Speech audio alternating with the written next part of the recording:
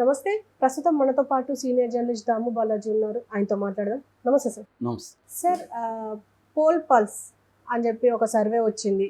ఆ సర్వే ప్రకారం ఎవరు గెలిచే అవకాశాలు ఉన్నాయంటారు సార్? రోజుకు ఒక సర్వే వస్తూనే ఉంది. ఇప్పటికే మనమే చాలా సర్వేలు చెప్పుకున్నాం. నాకు తెలిసి ఒక 40 సర్వేలు అన్నా కనీసం వచ్చుంటాయి. ఇప్పుడు కొత్తగా 2 సర్వేలు గురించి చెప్పుకోవాలి. ఒకటేమో పోల్ పల్స్, ఇంకోటేమో ఆర్టీవీ రవిప్రకాష్ చేసిన సర్వే. సో రవిప్రకాష్ది ఆల్రెడీ నేను రాయలసీమ చెప్పాను. అప్పుడే చెప్పాను, రాయలసీమలో ఆయన చెప్పిన సర్వేని బట్టి తెలుగుదేశం వస్తుందని ఆయన చెప్పబోతున్నాడు అనేది ఆల్రెడీ చెప్పేశాను.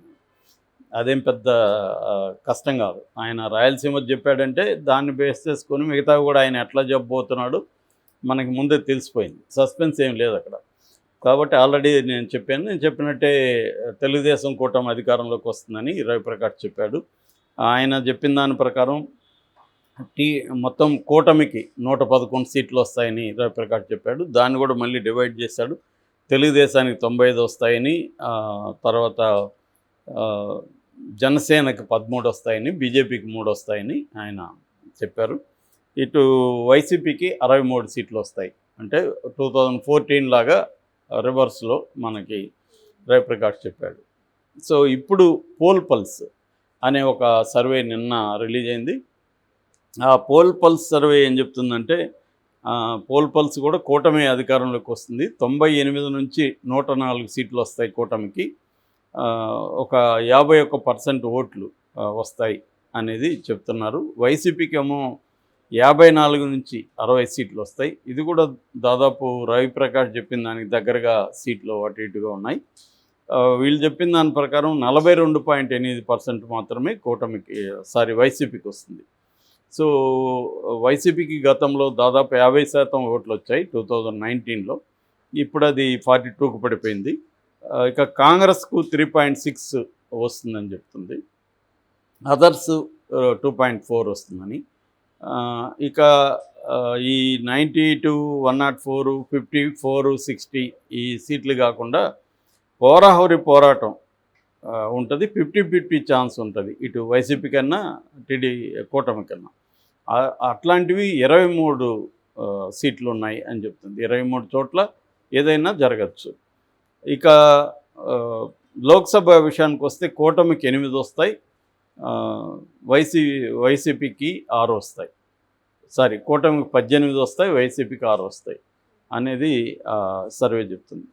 అట్లాగే వీళ్ళు స్టూడెంట్లను, ఫార్మర్స్ను, బిజినెస్ పీపుల్ను, అన్ఎంప్లాయిడ్ సెక్షన్ను, ప్రైవేటు ఉద్యోగులను, డైలీ లేబర్స్ను, మహిళలను ఇలాగా కూడా సెక్షన్ వైజ్గా కూడా మేము చేసామని డీటెయిల్గా వాళ్ళు ఇచ్చారు రిపోర్టు. ఈ 2 సర్వేలు, RTV survey and poll pulse survey 2 కూడా కూటమి అధికారంలోకి వస్తుంది అనేది నిక్కచ్చిగా చెప్తున్నాయి. అయితే చాణక్య సర్వే, పార్థదాస్ చేసిన సర్వేలేమో వైసీపీకి టీడీపీ కూటమి కంటే కూడా మహిళల్లో 15% ఎక్కువ ఉన్నారు. అంటే మహిళలు పెద్ద ఎత్తున వైసీపీకి సపోర్ట్ చేస్తున్నారని చెప్పారు. మగవాళ్ళ విషయానికి వస్తే ఓన్లీ 3% మాత్రమే కూటమికి ఎక్కువ ఉన్నారు వైసీపీ కంటే. సో ఓవరాల్గా తీసుకున్నప్పుడు 12% తేడా కనబడుతుంది వీళ్ళిద్దరి మధ్య. సో దాన్ని బట్టి వైసీపీ అధికారంలోకి వస్తుంది అనేది పార్థదాస్ చాణక్య సర్వే చెప్తుంది. ఇక యూడీసీ సర్వే అని ఒకటి వచ్చింది, అది కూడా వైసీపీ అధికారంలోకి వస్తుందని చెప్పింది. అట్లాగే రాజ్దీప్ సర్దేశాయ్ మొన్న జగన్ ఇంటర్వ్యూ చేసినప్పుడు కొంతమంది ప్రజలను కూడా వెళ్ళి కలిశారు ఆయన. అప్పుడు ఆయన ఒక దగ్గర కూర్చొని మాట్లాడుతూ ఉన్న వీడియో ఒకటి బయటకు వచ్చింది. అందులో ఆయన ఏం చెప్తున్నా అంటే, ఎప్పుడూ లేనంతగా టైట్గా ఉంది ఇక్కడ ఆంధ్రప్రదేశ్లో పరిస్థితి, హోరాహోరీ ఉంది 2 పార్టీల మధ్య. బట్ 2 అంశాలు మాత్రం డిసైడ్ చేస్తాయి. ఆ 2 ఏంటంటే రూరల్ ఓట్స్, రూరల్ పీపుల్ ఎవరి వైపు ఉన్నారు, అట్లాగే మహిళలు ఎవరి వైపు ఉన్నారు, ఈ 2 అంశాలు మాత్రం ఉంటాయి అని చెప్పాడు. దాన్ని వైసీపీ వాళ్ళు ఇండైరెక్ట్గా మాకు రూరల్ ఓటు మా వైపే ఉంది, మహిళలు మా వైపే ఉన్నారు, అర్బన్ అండ్ మెన్ వీళ్ళు మాత్రమే కూటమి వైపు ఉన్నారు కాబట్టి మేమే గెలుస్తామని వాళ్ళు చెప్పారు. అది కొంతవరకు నిజమే. ఎందుకంటే ఏది నిజం, రూరల్ ఓటు ఎవరి వైపు ఎక్కువగా ఉంటే వాళ్ళు గెలుస్తారు. ఇక్కడ మన తెలంగాణలో కూడా చూసాం కదా, తెలంగాణలో అర్బన్ ఏరియాలో బీఆర్ఎస్కి స్ట్రాంగ్గానే ఉంది, కానీ రూరల్ ఓటు షిఫ్ట్ అయింది కాంగ్రెస్ వైపు. సో అందుకని రూరల్ ఓట్ అనేది ప్రెడామినెంట్గా ఉంటుంది. అక్కడ కూడా ఇప్పుడు ఏంటంటే ఈ పథకాలు తీసుకున్న వాళ్ళు దాదాపు 2 కోట్ల మంది ఉన్నారు, రకరకాల పథకాలు. అందులో కూడా ప్రధానంగా రూరల్ అండ్ మహిళలకు రకరకాల పథకాలు అందుతున్నాయి. సో వాళ్ళందరూ కూడా మనకి ఎవరు వచ్చినా కూడా ఇవి ఎవరేమో జగన్ అయితే ఆల్రెడీ 5 ఏళ్ళు ఇచ్చాడు. రెండోది ఏంటంటే ఇంతకుముందుకి జగన్ ప్రభుత్వానికి తేడా, ఇంతకుముందు పథకాలు జనాల్లోకి వెళ్ళేసరికి మధ్యలో లీకేజెస్ ఎక్కువ ఉంటాయి.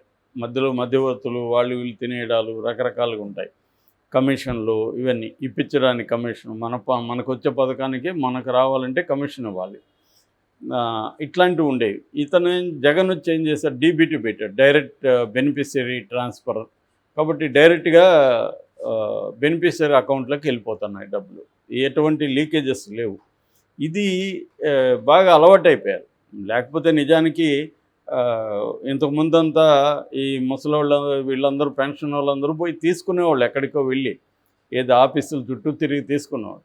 ఇవాళ ఇళ్లల్లో ఈగిపోతే వాళ్ళు హర్ట్ అయిపోతున్నారు, ఎందుకంటే అలవాటు చేసేసారు. 4 ఏళ్ళుగా జగన్ 5 ఏళ్ళుగా అలవాటు చేసేసారు. అందువల్ల ఇప్పుడు ఒక నెల మీరు వెళ్ళి తీసుకోండి అంటే కూడా వాళ్ళు రకరకాలుగా మాట్లాడుతున్నారు. దాని మీద తీవ్రమైన విమర్శలు వస్తున్నాయి.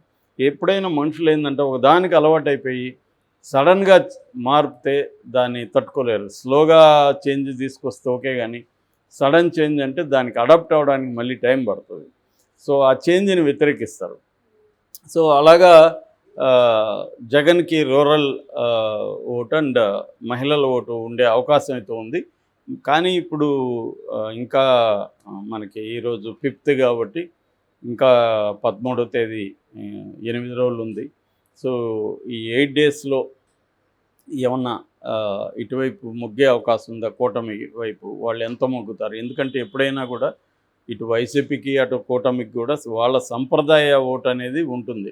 40% అనుకుంటే మధ్యలో ఈ 20% ఓట్లు ఏదైతే ఉంటాయో దాన్ని స్వింగ్ ఓట్ అంటారు. ఆ స్వింగ్ ఓటు ఎవరి వైపు ఇదవుతుంది? ఇంకా అన్డిసైడింగ్గా ఉన్నారా, లేకపోతే ప్రజలందరూ డిసైడ్ అయిపోయారా ఎవరికి ఓటేయాలో అనేది ఇంకా కన్ఫ్యూజ్గానే ఉంది. ఎందుకంటే సర్వేలు చూస్తేనే మనకి కన్ఫ్యూజ్గా ఉన్నాయి సర్వేలు. కొన్ని సర్వేలు ఏమో ఈ తెలుగుదేశం కూటమి, కొన్ని సర్వేలు వైసీపీ అంటున్నాయి. ఇప్పుడు ఈవెన్ ఆర్టీవీ సర్వే కూడా కొంత సంచలనమే క్రియేట్ చేసింది. ఎందుకంటే చాలా కాలం తర్వాత రవిప్రకాష్ కనబడి ఆయన చెప్పడం. సో ఒకప్పుడు 2004లో రవిప్రకాష్ TV9లో అప్పట్లో తెలుగుదేశం రాదు కాంగ్రెస్ వస్తుందని చెప్పినప్పుడు ఎవరు కూడా నమ్మలేదు, కానీ అదే నిజమైంది. సో మళ్ళీ అదే రవిప్రకాష్ ఇప్పుడు చాలా డీటెయిల్గా సర్వే చేసి ఆయన డీటెయిల్గా 2-3 రోజులు ప్రజెంట్ చేశాడు. మరి ఆ సర్వే నిజమవుతుందా లేదనేది చూడాలి. మరోవైపు ఈనాడు కూడా సర్వే చేసింది. ఈనాడు ఎట్లాగో తెలుగుదేశం పత్రిక కాబట్టి తెలుగుదేశం వస్తుందని చెప్తుంది తప్ప తెలుగుదేశం రాదని ఈనాడు చెప్పదు కదా. కాబట్టి అది కూడా సిమిలర్గానే రవిప్రకాష్ సిమిలర్గా ఉంది. మరి రవిప్రకాష్ కూడా జగన్ క్యాంటీ అనేది ఎప్పటి నుంచో అందరికీ తెలిసిన విషయమే. కాబట్టి ఆ సర్వే ఎంత నమ్మాలి అనేది వైసీపీ వాళ్ళు ప్రశ్నిస్తూ ఉన్నారు. దాని మీద వీడియోలు కూడా వాళ్ళు పెడుతున్నారు. ఏదేమైనా సర్వేల ద్వారా ఈ స్వింగ్ ఓటర్ మైండ్ ఇప్పటివరకు అన్డిసైడెడ్ ఎవరైతే ఉన్నారో వాళ్ళ మైండ్ ఇన్ఫ్లుయెన్స్ చేయడానికి ఈ సర్వేలు ట్రై చేస్తున్నారు. అంటే విన్నింగ్ అనే దాని పట్ల గెలిచే వాళ్ళకే వేద్దాం అనుకొని ఒక మైండ్ సెట్ని ప్రిపేర్ చేయడానికి వీళ్ళు ట్రై చేస్తున్నారు. ఇది ఎంతవరకు వర్కౌట్ అవుతుందో చూడాలి. అంటే ఎక్కువ సర్వేలు వచ్చేయడం వల్ల సర్వేలు నమ్మడం మానేశారు జనాలు. ఇప్పుడు ఎవరు సర్వేల గురించి మాట్లాడుకోవాలి, ఎక్కడికి పోయినా సర్వేలు, ఆ సర్వే అంట ఈ సర్వే అంటే ఎవడు మాట్లాడుకోవడం మానేశారు. సో ఎందుకంటే అది అందరికి తెలిసిపోయింది జనాలకి. ఇది పెయిడ్ సర్వేలు అన్నీ కూడా వీళ్ళు చేసేది ఇరువైపులా పెయిడ్ సర్వేలే అన్న అభిప్రాయం జనాలకు వచ్చేసింది. ఎందుకంటే అంత కన్ఫ్యూజ్డ్గా ఉన్నాయి ఇవి. సో కాబట్టి సర్వేల ఎఫెక్ట్ ఈ స్వింగ్ ఓటర్స్ మీద ఎంత ఉంటుంది అనేది చూడాలి.